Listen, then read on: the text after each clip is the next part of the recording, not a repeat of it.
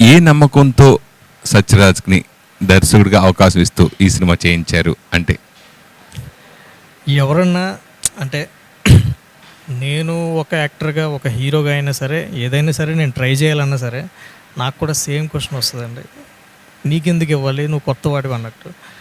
So ఇద్దరం కొత్త వాళ్ళు అవడం వల్ల చెప్పాలంటే ఇద్దరికిద్దరు అవకాశాలు ఇచ్చుకున్నట్టే. అవునా, మంచిది.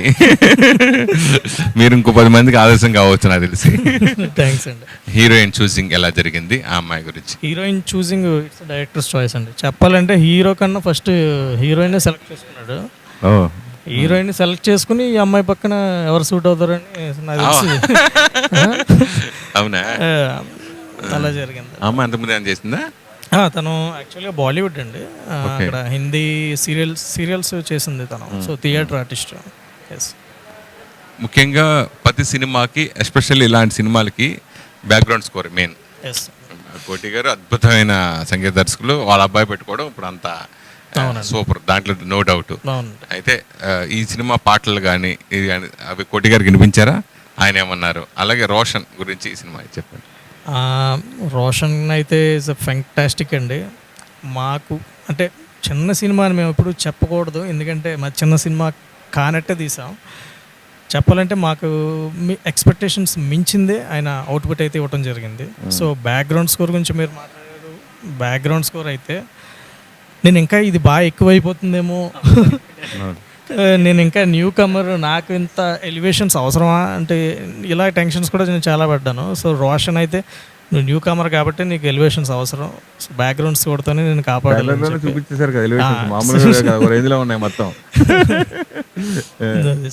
బ్యాక్గ్రౌండ్ స్కోర్ అయితే కాంప్రమైజ్ అవ్వలేదు. సెకండ్ హాఫ్ నుంచి ఎండ్ వరకు ఎంగేజింగ్గానే ఉంటుంది. ఆర్ఆర్తోనే సినిమా అంటే ఆ సీన్కి తగ్గట్టే ఆర్ఆర్ ఎవరైనా సరే చేయాల్సిందే. సో డబుల్ ఇంపాక్ట్ పడుతుంది దానివల్ల. ఎన్ని సాంగ్స్ దీంట్లో? 3 సాంగ్స్ అండి.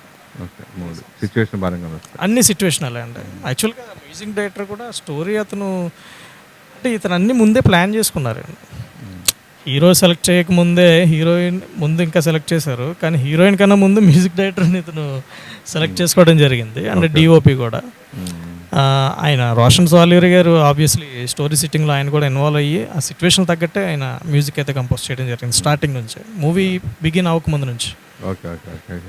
అంటే మెయిన్ ఒక్కోసారి ఒక్కో ట్రెండింగ్ సినిమాలు మనకి వెళ్తూ ఉంటాయి. అలా ఈ ట్రెండ్కి ఈ సినిమా ఎలా సూటబుల్ అవుతుంది అనుకుంటున్నారు? ప్రజెంట్ వచ్చే ట్రెండ్స్ అంటే ఇందాక నేను చెప్పాను, అన్నీ ఒకే జోనర్లో వెళ్ళిపోతున్నాయి ఎక్స్పెరిమెంట్స్ అని చెప్పి. సో మీరే చూస్తున్నారు రిజల్ట్స్ ఎలా ఉంటున్నాయో. So 90% of the experimental films present అంతగా ఆడట్లేదు, అందులో 10% మాత్రమే అవుతున్నాయి. సో అలాంటి ఎక్స్పీరియన్స్ కాకుండా సింగిల్ జోనర్ అనేది చూస్ చేసుకోకుండా అంటే like comedy, action part, suspense, crime ఇవన్నీ కలిపితే రాజుగారు అమ్మాయి, నాయుడు గారు అబ్బాయి. అంటే ఈ సినిమాని థియేటర్లో దృష్టి పెట్టుకుని ఈ సినిమా మీరు చూస్ చేయడం జరిగిందా? ఎవరు ఆశైనా అదే కదండి, థియేటర్స్ వరకు వెళ్ళాలని. అందుకే మేము ఇంత స్ట్రగుల్ అయ్యాం. సో మార్చ్ 9th రావడానికి కూడా రీజన్ అదే. యాక్చువల్గా మేము మార్చ్ 8th రావాలి, అలాగని చెప్పి పెద్ద మూవీస్కి భయపడి మేము వెనక్కి వెళ్తున్నట్టయితే కాదు. థియేటర్స్ క్లాషెస్ అనేది ఇండస్ట్రీలో మీకు తెలిసిందే. సో ఆ స్ట్రగుల్ వల్ల మేము 9th వెళ్ళాల్సి వస్తుంది. మీ డేట్కి కూడా చాలా సినిమాలు వస్తున్నాయి ఇప్పుడు మీకు పోటీగా. 9th కూడానండి. 9th కూడా వస్తున్నాయి కదా.